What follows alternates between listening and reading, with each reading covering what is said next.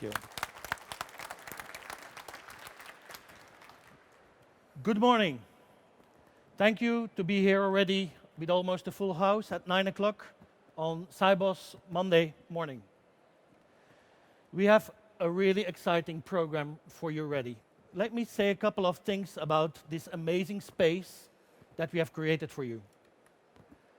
What we wanted it to be on the outside is something that looked very industrial, very technology oriented. But as we prepared this program, we felt the tension between technology and us human beings.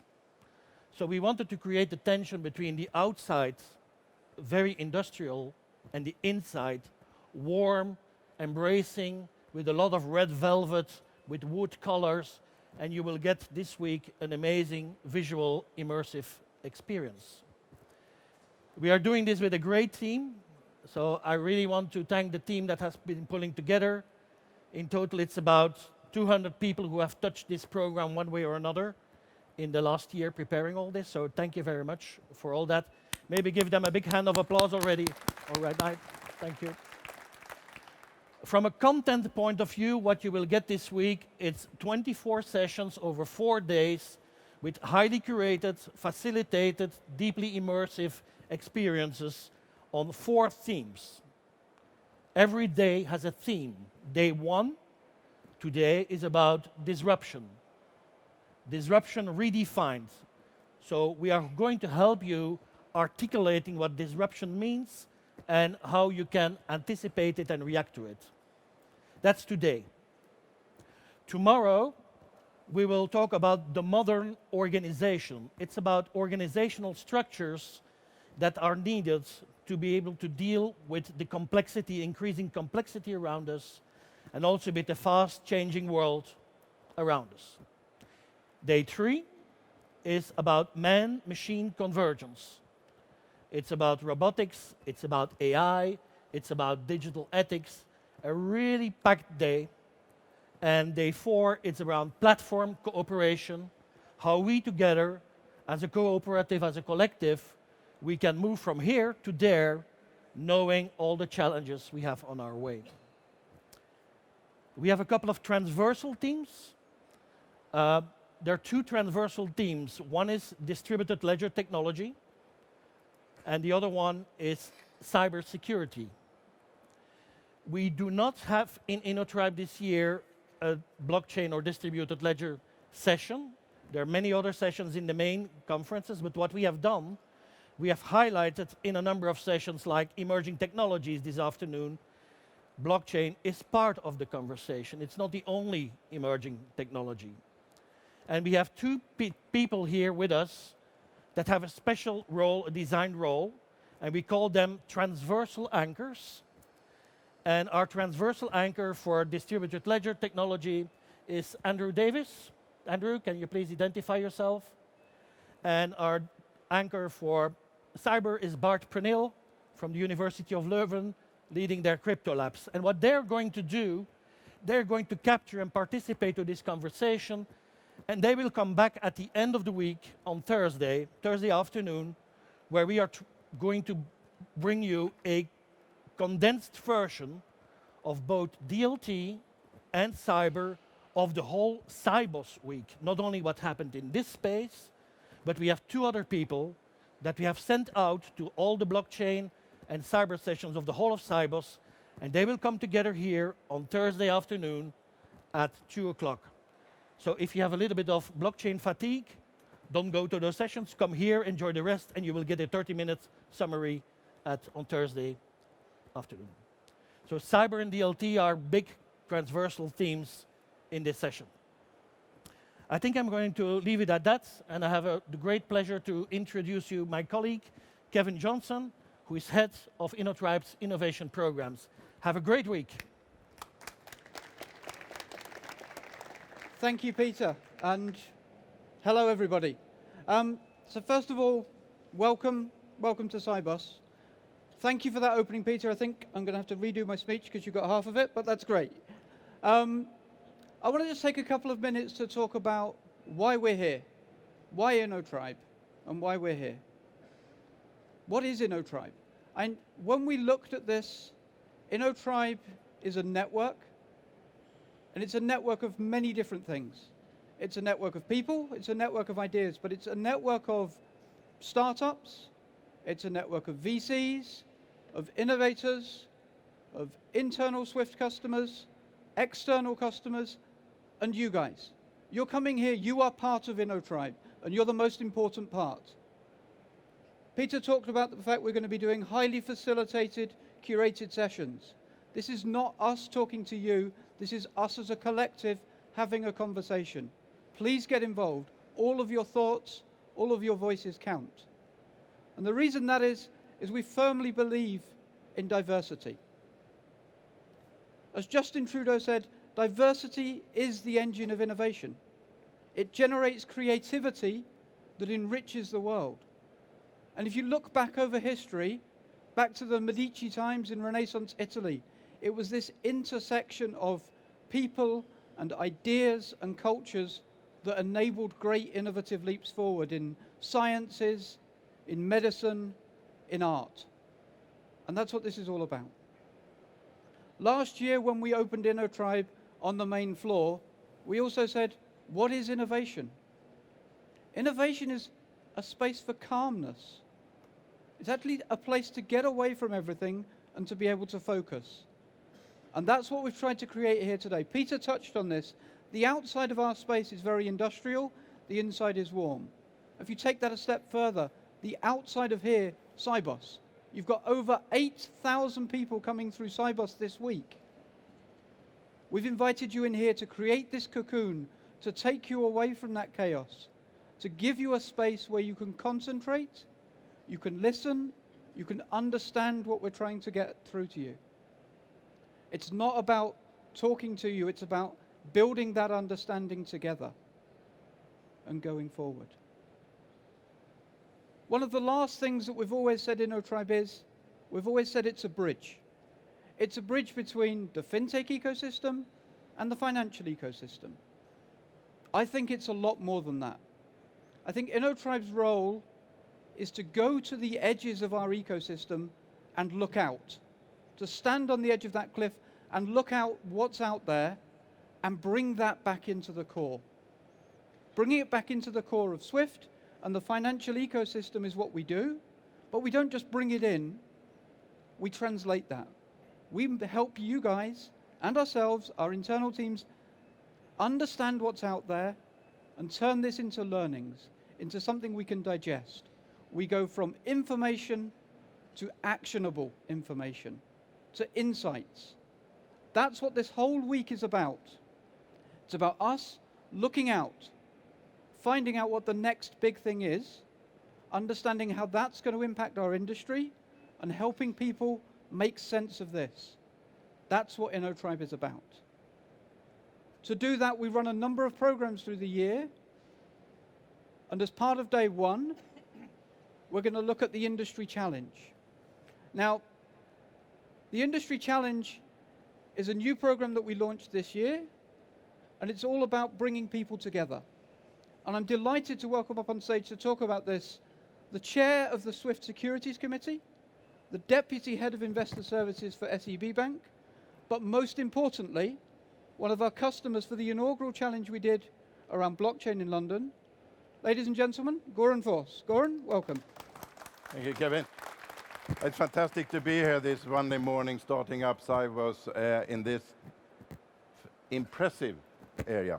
I have got two hats, as you already said, Kevin. I'm on the Swift board, where I represent and also have the pleasure of running the Securities Committee. Then I'm also, of course, a very active participant in the industry and specifically in the securities industry. About 18 months ago, we started digging into what the new technology had in opportunities and challenges for us at the Swift, in the Securities Committee of Swift.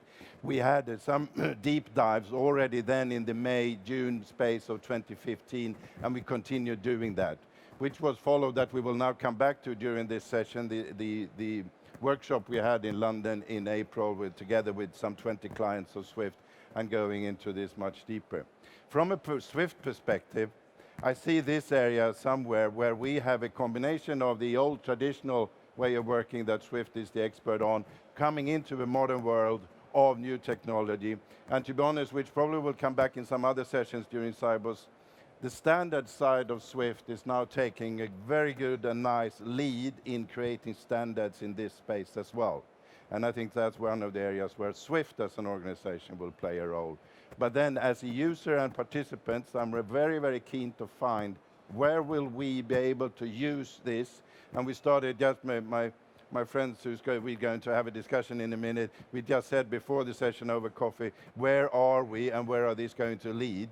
And how far will it reach into the traditional way of working? So I guess that is one of the questions to answer, Kevin. That's a great segue in. So I'd like to welcome you up to our family table.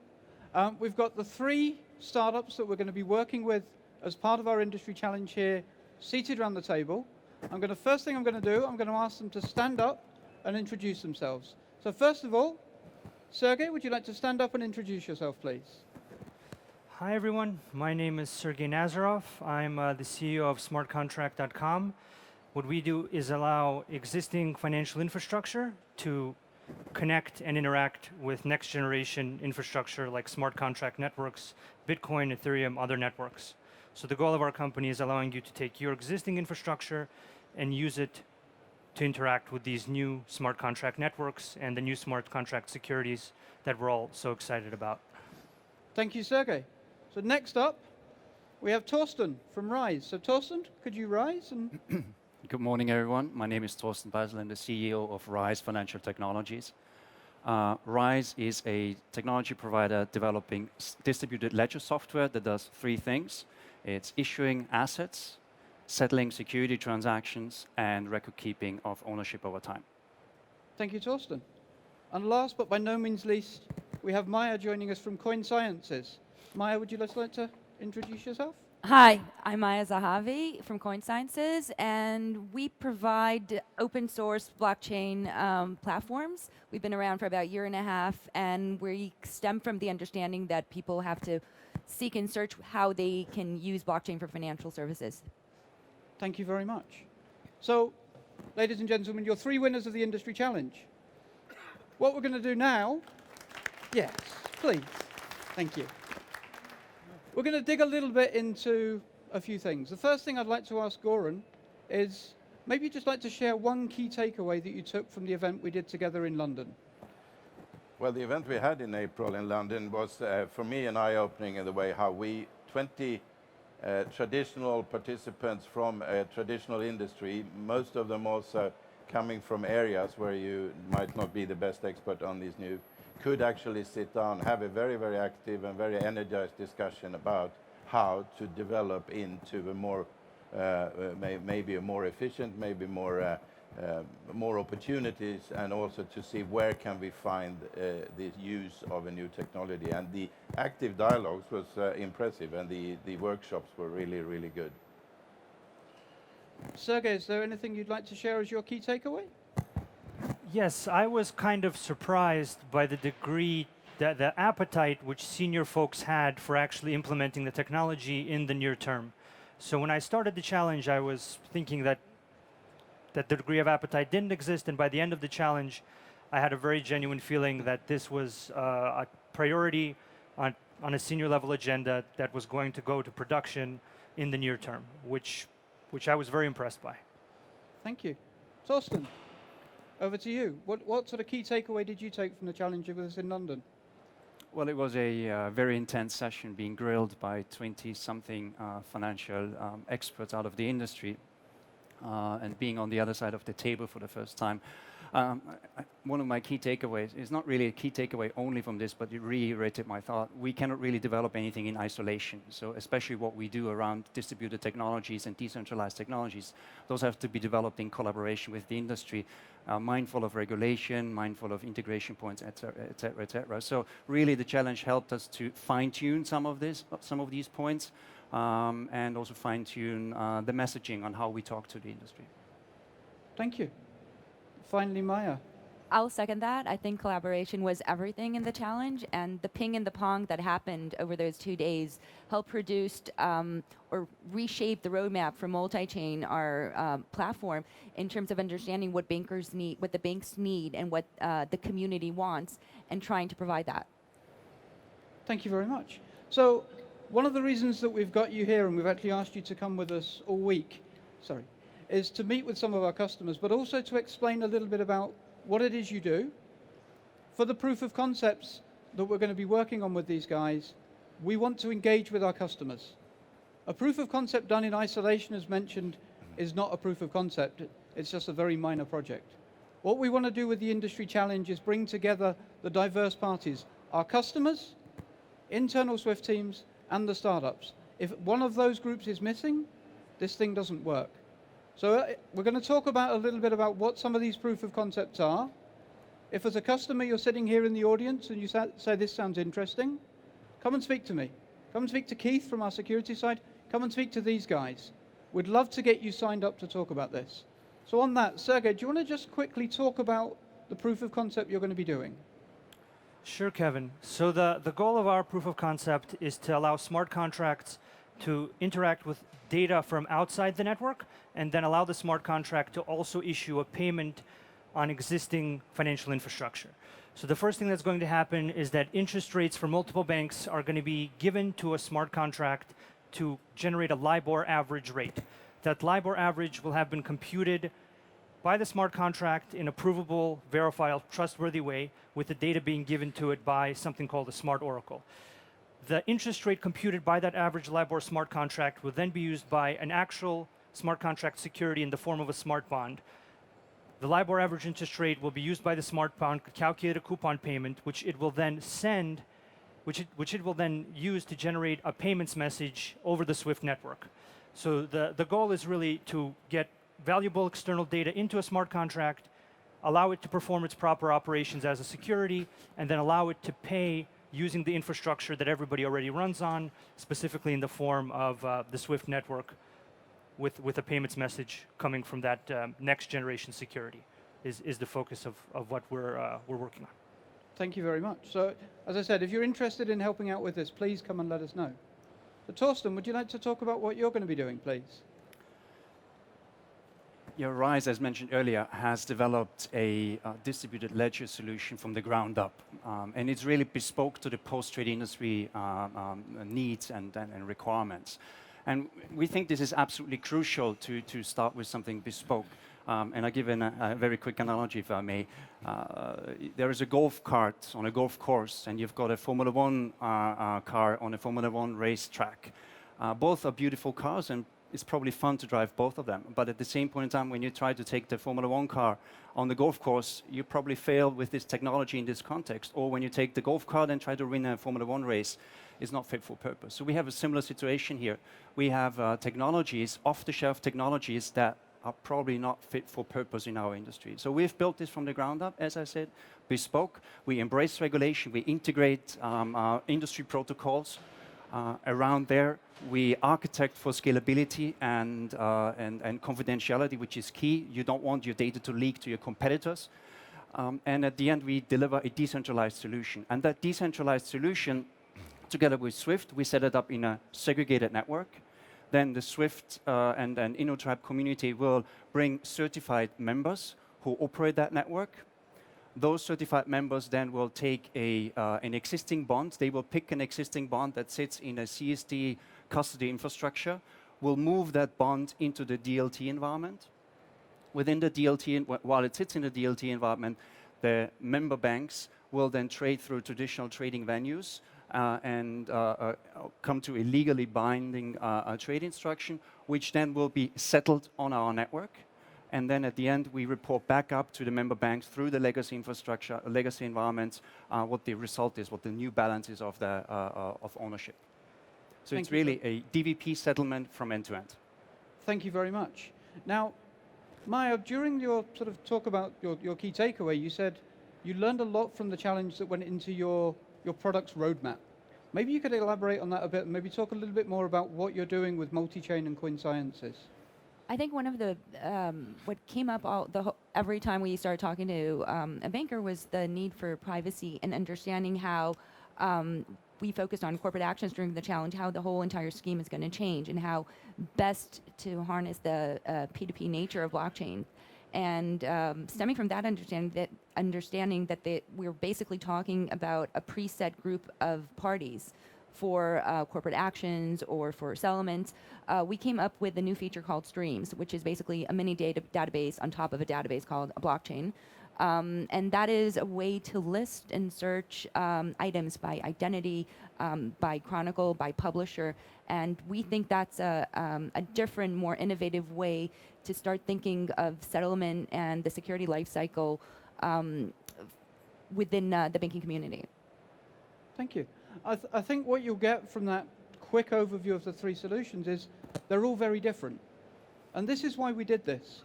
We didn't want to go out and find 5 companies doing the same thing. We wanted to go and engage with people who are leading the industry, but also thinking differently. If you're looking in this space at the moment, you probably think smart contracts are the answer. Well, what we wanted to see is, are smart contracts the answer? Because there are a lot of other ways of doing things. And I think you can hear from around the table, there are a lot of other ways of doing things. So before we move on, I'd just like to ask for one final word, a quick one from each of the 3 people here. So, Sergey, one final piece of advice you'd like to impart on everybody? Yeah, I think the real decision corporate folks have is this a sustaining innovation or is this a disruptive innovation? So is it going to allow you to maintain competitiveness in the status quo by maintaining your systems, or is it something that's going to disrupt and change the way you're forced to do business? In either case, I think a sound investment is getting your systems ready and cryptographically connected to these networks, like Ethereum, Bitcoin, other networks where these smart securities and other things, which will either be sustaining or disruptive, will be happening. What you folks don't want is for something to start happening in those networks and for you not to be able to get on them in a timely, secure manner. That's the scenario I think folks would do well to avoid. Thank you very much. Torsten, final word of advice? There's been a lot of experimentation in the industry. Excuse me. And I believe we're reaching a point where we want to show tangible results and we want to move into the next stage, bringing our ideas, our concepts into production environment. And for this to happen, you need to select the right technology platform, a strategic technology platform that serves you as a foundation for future growth. And I think that choice is a difficult one. You know, there's a lot of things that you can do with. I don't want to point over to any platform providers out there. Quick results, but now it's about bringing things into production. And for this, I think we'll certainly have a very, very strong case that we would like to test with you, test with the audience, and test with Swift through our program. And Maya? I think that as this technology has evolved from being blockchain and distributed ledger, it's important to realize that the fundamentals of this tech is about consensus, it's about authentication, it's about notarization, and try and see how that fits within the existing financial structures and how it creates more opportunities. Disruption isn't only about destroying, it's also about reshaping and seeing how, in terms of financing, financial products can grow from there. Thank you, and I'll end on you, Goran. I know we've had quite a few chats about this, but one final thought to share with the audience? Well, obviously, I'm just picking up then on Maya said, disruption is, of course, not something that I, as a user or a participant in the industry, want to see in general. So that's a word that is difficult for me. I would like to see this as the new technology should lead to business opportunities. That's the most important thing for me. It's not the question of shifting just technology. That is not really what would drive me into this. I want to see this as becoming a good business case. And of course, it's appropriate that I also would like to make very clear that Swift is going to play a major role in this. Swift have a role to play in this, and Swift can also contribute a lot to this process. Thank you very much. And I'd just like to add, or maybe sort of build on what these guys are saying here. It's not about the technology at the end of the day. It's about, as you were saying, it's about the business.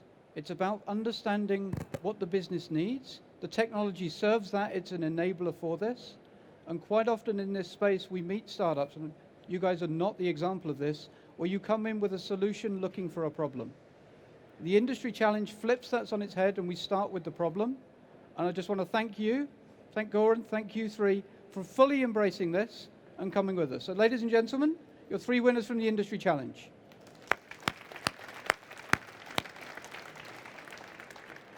Now, as Peter said, we've got a packed week ahead of you.